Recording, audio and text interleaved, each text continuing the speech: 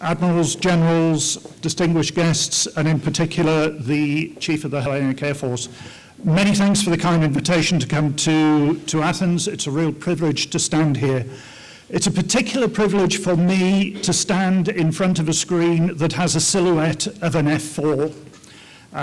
For those of you that are still flying, enjoy every minute of it because you don't half miss it when you retire.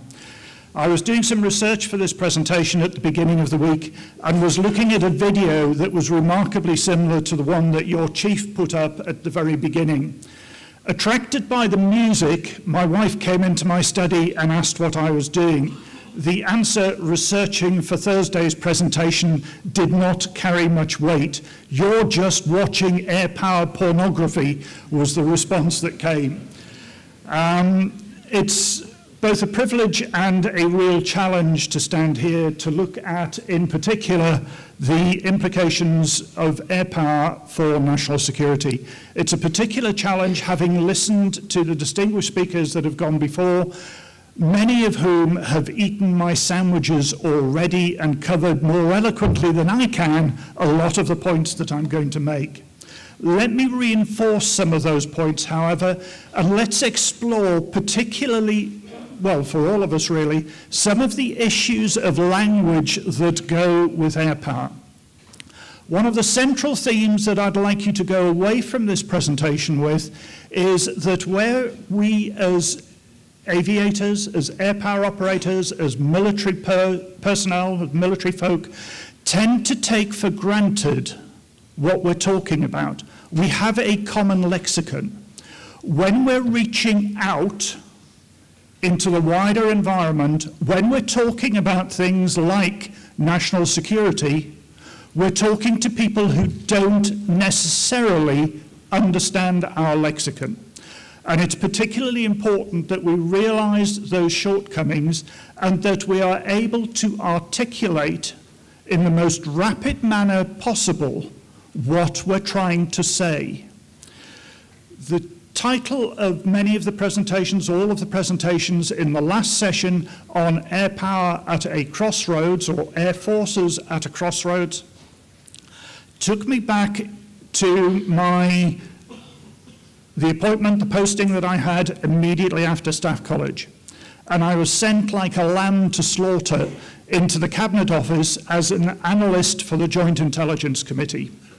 I had no idea what existed. I couldn't find out what the job was before I went there. It was secret UK eyes only. And I just went along and got the job. I was looking after, amongst other things, Irish terrorism.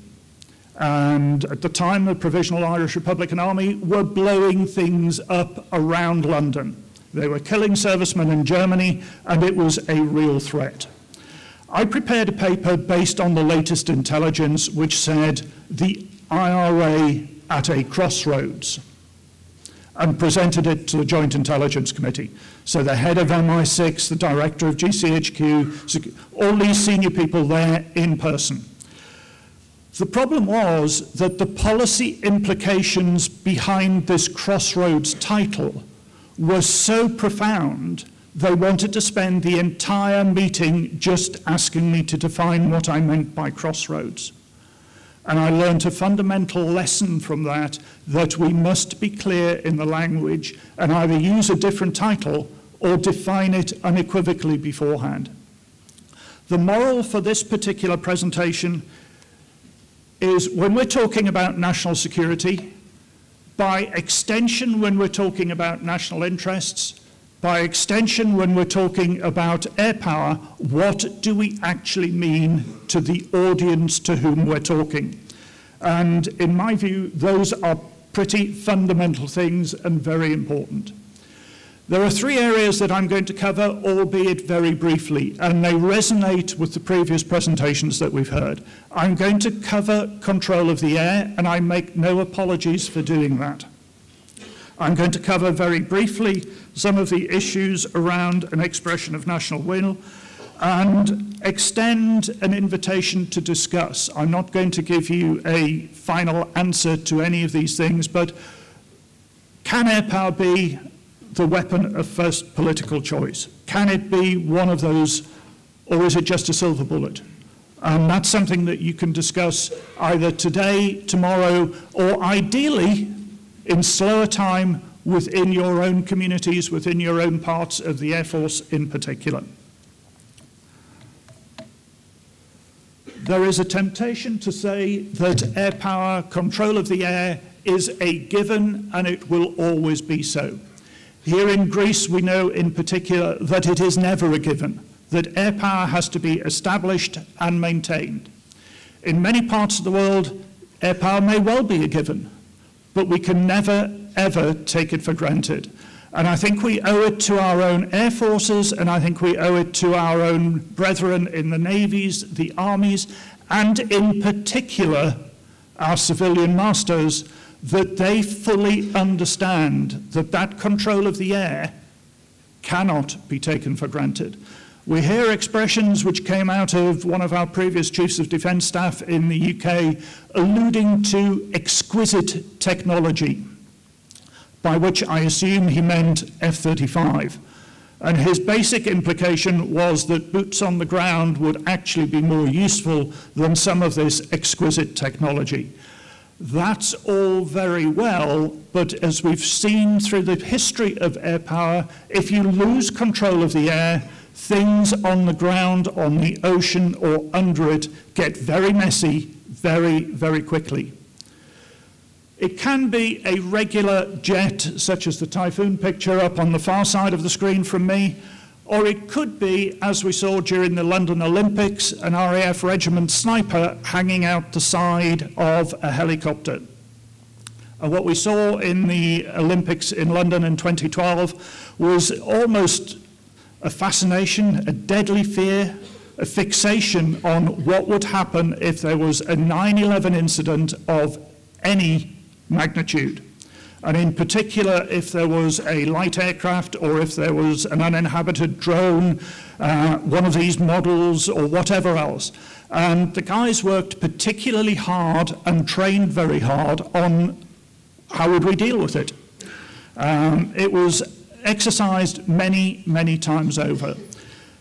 Okay, that's fair enough. We can all get airborne. We can all float around doing enjoyable things, challenging things, and we can make things work.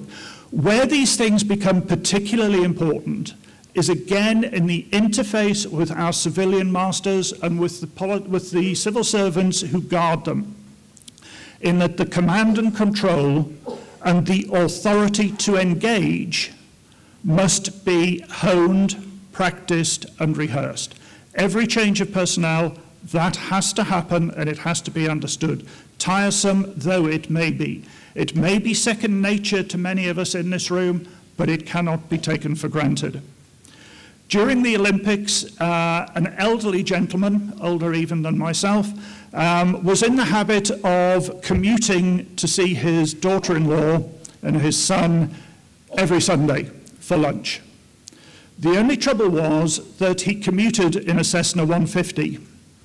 He had long since allowed his license to lapse, so nobody knew about him. He didn't have a medical category, so again, nobody knew about him. And he didn't really understand controlled airspace. So he got himself airborne and he bumbled across the top of the protected zone. He didn't know it was there. He didn't know what a NOTAM was.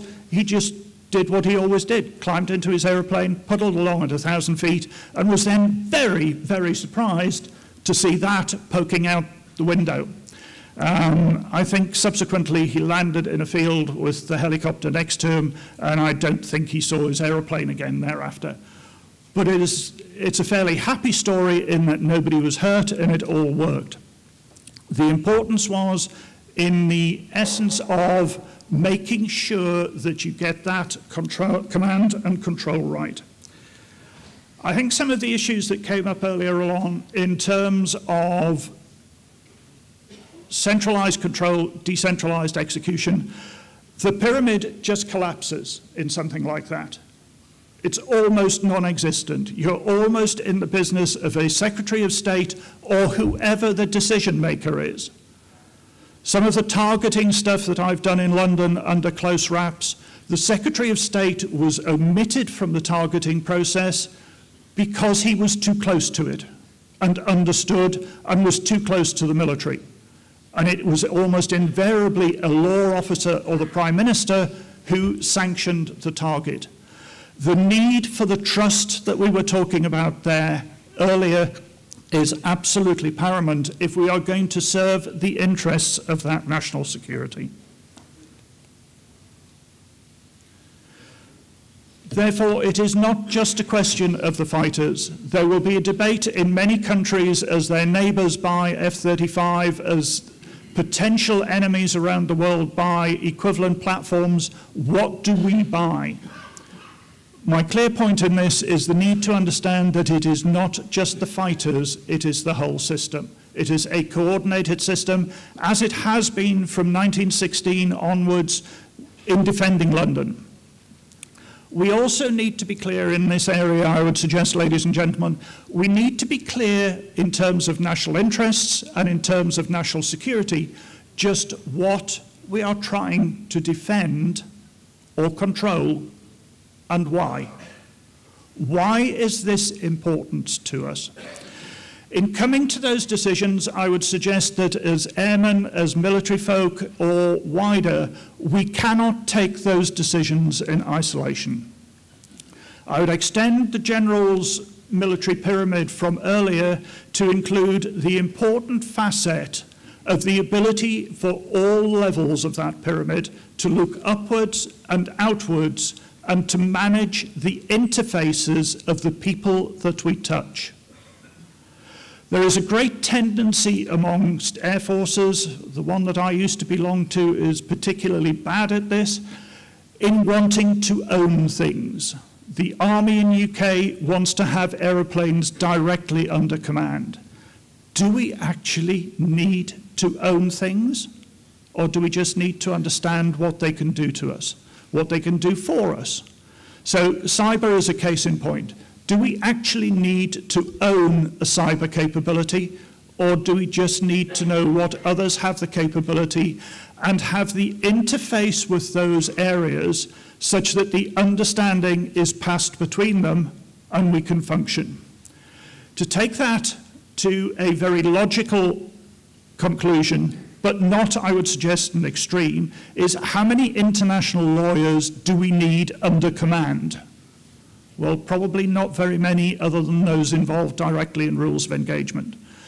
But if a dispute involves a border dispute down some line in the desert or between England and Scotland when they get independence, we need to know where the boundaries are. We need the lawyers to be involved in that, and if we can't afford the platforms, make the problem go away by coming to a diplomatic or a legal solution to it. So the interfaces, I would suggest, are particularly important. It is incredibly difficult, and I know from experience, having chaired the MOD Rules of Engagement Committee on the lead up to 2003 Iraq, just how difficult it is to put together clear rules of engagement. But it is, for anybody involved in the process, an absolute duty to make sure that they are clear enough for the people on the ground, in the air, and on firing platforms to make sure that they are crystal clear, whatever the encumbrances in the way. Air power, I would suggest, in furtherance of national security, gives us, as I've written elsewhere, the ability to box above our weight. It might be expensive, but it involves permanent or long-lasting involvement on the ground, and I suggest that is a major bonus. We are actually able, with air power, to be seen to be doing something, and that, again, is a major factor in the furtherance of national interests and national security. And finally, it can be any role. It can be control of the air as an essential. It can be precision strike from manned, occupied or unoccupied systems. It can be air mobility, as we saw in the evacuation of baby Irma from Sarajevo many years ago, and so on. The I-STAR element of it is, again, uncontrovertible. But again, we need to be in a position to explain that and to explain how important it is for national security on a regular basis. That is not an irksome task, irksome though it may seem so. It's essential.